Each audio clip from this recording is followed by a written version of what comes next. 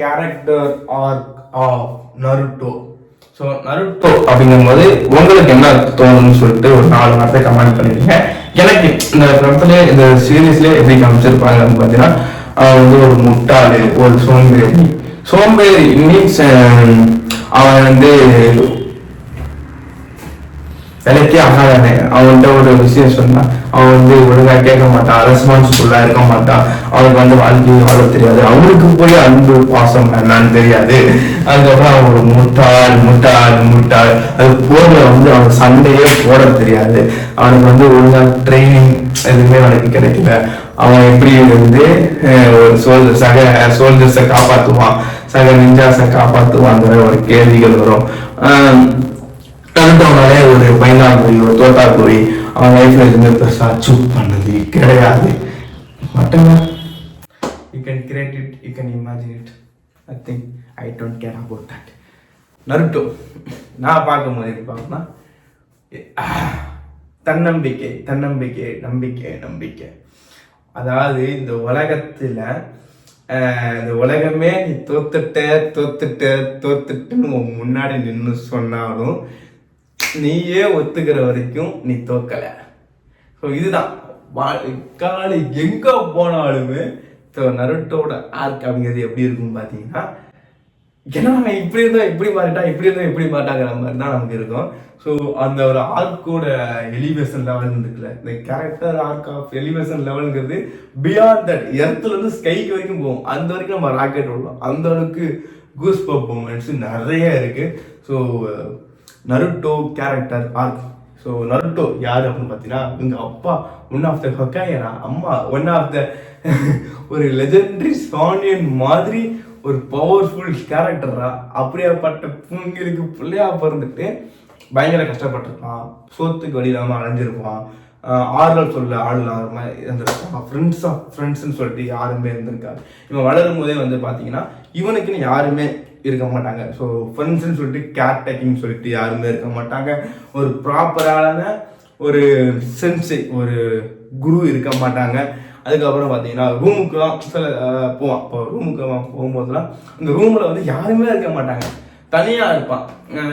அதாவது ஒரு மனுஷன் தனிமையோட வழிங்கிறது மிக மிக மிக மிக கொடுமையான ஒரு வழிங்க. எவனா வேணா இருக்கட்டும் உனக்கு, what ever you have, but நீ தனியாக இருந்தனா நத்திங் யூ ஹேவ்டா. இதுதான் ஃபேக்ட் அப்படிங்கிற மாதிரி. இப்போ நிறைய எமோஷனல் சீன்லாம் நான் சொல்ல ஆரம்பிச்சிக்கணும்னா, இப்போ இவன் ஃபர்ஸ்ட் கேரக்டர் வந்து என்ன வச்சுக்கிறேன், ஸ்கூல் போவான், பெருசாக ஃப்ரெண்ட்ஸ் இருக்காது. இவன் ஒரு ஜிஞ்சுரிக்கு, இவனுக்குள்ளே வந்து ஒரு டெய்ல்டு பீஸ், 9 டெய்ல்டு பீஸ், கொடூரமான உலகத்தையே அழிக்கக்கூடிய ஒரு டெய்ல்டு பீஸை வந்து இங்கே உடம்புக்குள்ளே அடைச்சிருவாங்க. அதுக்கப்புறம் வந்து பார்த்தீங்கன்னா ஸ்கூல் போனால் அங்கே ஒரு ப்ராப்பராக ஃப்ரெண்ட்ஸ் இருக்காது, அங்கே ஒரு சப்போர்ட்னு சொல்லிட்டு யாருமே இருக்காது.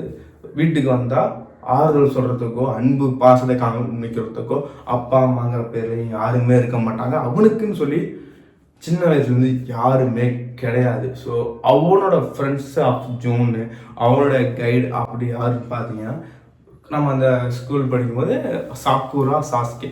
இல்லை சாஸ்கே ஃப்ரெண்ட்ஸாக நினச்சாலும் அவன் அந்தளவுக்கு ஃப்ரெண்டாக நினைக்க மாட்டான். அதுக்கப்புறம் வந்து பார்த்தீங்கன்னா சாக்குராவை லவ் பண்ணுவான். சாக்குரா வந்து நம்ம ஒரு பொண்ணை லவ் பண்ணால் தான் அவன் உடனே இன்னொருத்தர் லவ் பண்ணிடுறாளே அப்படிங்கிற மாதிரி தான். ஸோ அந்த ஒரு லவ் மூமெண்ட்ஸுங்கிறது பெருசாக இருக்காது. ஒரு மாதிரி எமோஷனல் டிப்ரெஷனாக இருந்தாலும் தலைமை அந்த டிப்ரெஷன் மாதிரிலாம் எனக்கு தேவையே இல்லைனா அப்படின்ட்டு வெளியே வந்துடுவோம். அதுக்கப்புறம் பார்த்தீங்கன்னா கைடுன்னு சொல்லிட்டு ஒருத்தன் வருவாப்புல, இருக்கோ சென்ஸு, அப்புறம் வந்து பார்த்தீங்கன்னா கக்காசி சென்ஸு, ஜிராயா சென்ஸு.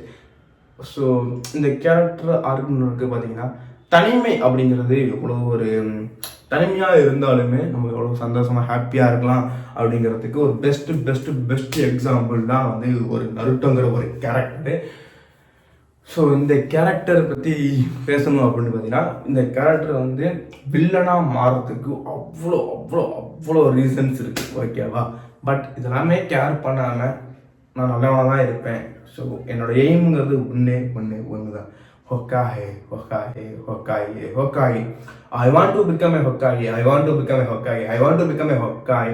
நான் வந்து இந்த ஊர் மக்களுக்கு தலைவராகி இந்த ஊர் மக்களுக்கு நான் நல்லது செய்யணும். அதுக்கு என் உயிரே, இந்த ஊர் மக்களை காப்பாற்றணும், இந்த ஊரை நான் காப்பாற்றணும், இதுக்கு என் உயிரே போனாலும் இந்த பேட்டிலில் நான் அதுக்கு ஆமாம் ready. I want to become a Hokage, I want to become a Hokage. So அந்த சீன்லாம் நம்ம டருட்டோ சொல்லும்போது ஸ்டார்டிங் ஸ்டேஜ்லாம் ஆனால் திரும்பி குட்டி பையன் இந்த ஒரு வார்த்தையை இப்படி சொல்லுங்கும் போதெல்லாம் ஒரு மாதிரி யாரா அப்படிங்கிற மாதிரி தான் இருக்கும். பட் லேட்டரல் பீரியடில் அவன் வந்து அவனோட ஆர்க்கில் வந்து ஹொக்காகே ஆகிட்டு நிற்கும் போதெல்லாம் பார்க்கும்போது கூஸ்பம்ப் மூமெண்ட்ஸாக இருக்கும். ஸோ வெறித்தனமாக இருக்கும் அந்த கேரக்டர். ஸோ யாருமே இல்லைல்ல அப்படிங்கிற பட்சத்தில் சின்ன சின்ன மூமெண்ட்ஸ் நருட்டோட ஹாப்பினஸ்ன்னு சொல்லிட்டு காட்டுற சீன்ஸ்லாம் இருக்கும் போதில் அப்படியே நமக்கு கண்ணு தண்ணி பொங்கும். ஒன்று வந்து பார்த்தீங்கன்னா ராக்லி ஃபஸ்ட்டு அவன் ரூமுக்கு போவோம். அப்போ போகும்போது இங்கே எனக்கு யாருமே வரமாட்டாங்க, ஃப்ரெண்ட்ஸ் நீ தான் வந்திருக்குங்கும் போது ராக்லி சொல்லுவான் இதுக்கப்புறம் நான் ரெகுலராக வரேன். அதாவது மற்றவங்க ஃப்ரெண்ட்ஸ்லாம் அவங்க ஃப்ரெண்ட்ஸ் வீட்டுக்கு போவாங்க, பார்ட்டி பண்ணுவானுங்க, ஜாலியாக இருப்பானுங்க. தலைவர் வீட்டுக்கு எவனுமே வரமாட்டான். ஸோ தனிமையாக இருக்கிற ஒரு ரூம், அந்த ரூமில் ஃபஸ்ட்டு ராக்லி வந்து அட்வைஸ் பண்ணும்போது செம்மையாக நல்லாயிருக்கும் ஒரு மூமெண்ட்ஸு. அதுக்கப்புறம் வந்து பார்த்திங்கன்னா பர்த்டே சீன் ஓகேவா. தலைவனுக்கு வந்து நருட்டோட பர்த்டேக்கு இருக்கா கேக் கட் பண்ணுவாங்க. அந்த ஒரு எமோஷனல் சீன் பார்த்தீங்களா, அழுதுருவாங்க. அழுகும் போது தான் நமக்கே கண்ணு தெரியாது. ஏன்னா அந்த அளவுக்கு ஒரு எமோஷனல் பாயிண்டாக இருக்கும் அது. அப்புறம் கக்காசி அவனை வந்து நருட்டோவை பார்க்கும்போது வந்து பார்த்தீங்கன்னா ஒரு பெருசாக ஓகே இவன் வந்து ஒரு பெரிய அளவுக்கு போக அளவுக்கு இன்ட்ரெஸ்ட் இது இல்லை, பட் இவங்க அப்பா அளவுக்கு வருவான் எனக்கு தெரியாத அளவுக்கு தான் ஒரு டார்கெட்டில் பார்ப்பாப்புல. அதுக்கப்புறம் ஃபைட்டுன்னு வரும்போது தான் கக்காசியே சிதற விடுவாங்க கை தட்டிக்கிட்டு இருக்கிற மாதிரி அவனோட ஆருக்கு வேற லெவலுக்கு ஃபார்ம் ஆகிருக்கும் நருட்டோ. அப்புறம் ஜிராயா சென்சே கூட இருக்கும்போது ஜிராயெல்லாம் இறந்துருவாரு. அப்போல்லாம் வந்து நருட்டோ சொல்லுவான் தாத்தா.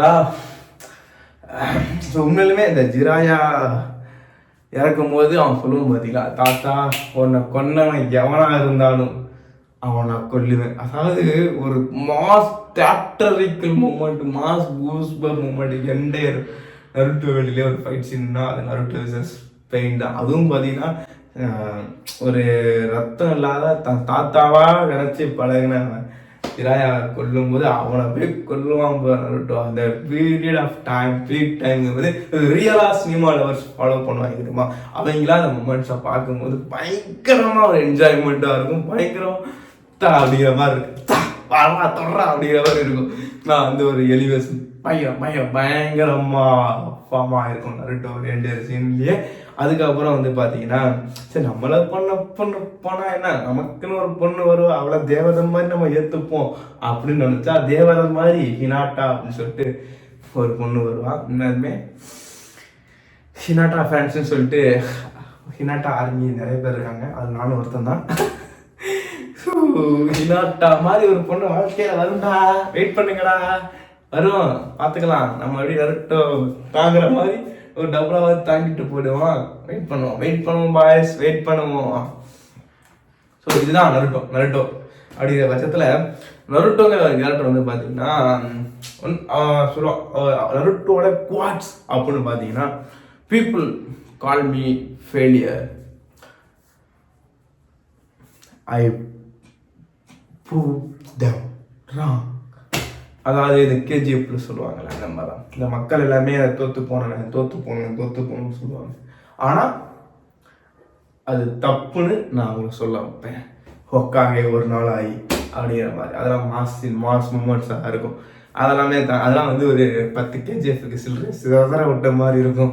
அப்புறம் நருட்டோ இந்த வெப் சீரிஸ்லேயே வந்து அனிமேலேயே பார்த்தீங்கன்னா நிறைய இடத்துல நருட்டோங்கிற கேரக்டர் உடஞ்சி போய் அழுதுட்டு உட்காந்துருப்பான்.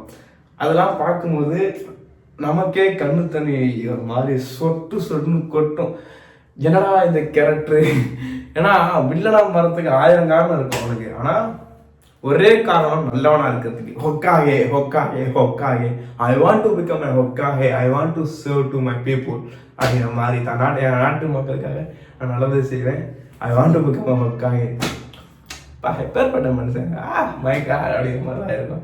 ஸோ இன்னொரு கோட்ஸ்ன்னு சொல்லி இதில் ஒன்று வரும் என்னன்னா, அதான் இப்போ எல்லாமே நான் தோற்று போகணும்னு சொல்கிறீங்கல்ல, நான் கண்டிப்பாக நான் அது இல்லைன்னு நான் அவங்களை ப்ரூவ் பண்ணுவேன். அதுக்கு அடுத்து ஒரு விஷயம் ஒரு செயல் நீங்கள் செய்கிறீங்க அப்படின்னு வச்சிங்களேன், அப்படிங்கிற பட்சத்தில் அந்த செயல் நீங்கள் எப்போ தெரியுமா அந்த செயல் நீங்கள் பண்ணும்போது தோற்று போகிறீங்கன்னு வச்சிங்க, ஒரு நீங்கள் ஸ்டெப் 1 பண்ணுறீங்க தோற்று போகிறீங்க, ஸ்டெப் 2 பண்ணுறீங்க தோற்று போகிறீங்க, தோத்துக்கிட்டே இருக்கீங்கன்னு வச்சுங்களேன். நீங்கள் ஒரு முயற்சி பண்ணும்போது அந்த தோக்குறீங்க தெரியுமா, அது வந்து ஒரு உண்மையான தோல்வியே கிடையாது. அது வந்து நீங்கள் சக்ஸஸ் அடையிறதுக்கான ஒரு பார்த்து ஒரு எக்ஸ்பெரிமெண்டல், அது ஒரு எக்ஸ்பீரியன்ஸ், அவ்வளோதான். உண்மையான தோல்வி எது தெரியுமா, நீங்கள் ஒன்று பண்ணணும்னு ஆசைப்பட்டுட்டு எனக்கு இது வரல, இல்லை நான் தோத்துட்டேன்னு சொல்லிட்டு வெளியே வரீங்க தெரியுமா, அதை நீங்கள் கை விட்டுறீங்க தெரியுமா, அதுதான் உண்மையான தோல்வி. அதை நீங்கள் என்னைக்கு விடுறீங்களோ அதுதான் உண்மையான தோல்வி. அதை விடாத வரைக்கும் வெற்றி உங்கள் கையில் தான் இருக்குது. ஸோ வாழ்க்கையில் பெருசாக சாதிக்கணும், பெருசாக ஜெயிக்கணும், பெருசாக இருக்கணும், பெருசாக ஒரு லெவலுக்கு போகணும் அப்படிங்கிற பட்சத்துலாம் இந்த ஒன்றாம் மட்டும் நீங்கள் நருட்டோ குவாட்ரன்ஸ் எடுத்துக்கங்க. ஏன்னா நான் ஆல் டைம் ஏன்னா எல்லாருமே நீ தோத்துறேன்னு சொன்னாலும் நான் ஒத்துக்கிற வரைக்கும் நான் தோக்கலை. ஒன்று. இன்னொன்று வந்து பார்த்தீங்கன்னா, ஒரு செயல் செய்கிற ஒரு முயற்சி பண்ணுறேன் அப்படின்னா அந்த முயற்சியில் நான் கைவிட்டால் மட்டும்தான் அது உண்மையான தோல்வி அப்படிங்கிறத மைண்டில் ஏற்றிக்கிங்க. நீங்கள் எந்த செயல் செஞ்சாலும் எந்த முயற்சி பண்ணாலும் வெற்றி நமதே, வெற்றி நிச்சயம். Being like Naruto ஃபேன்ரா.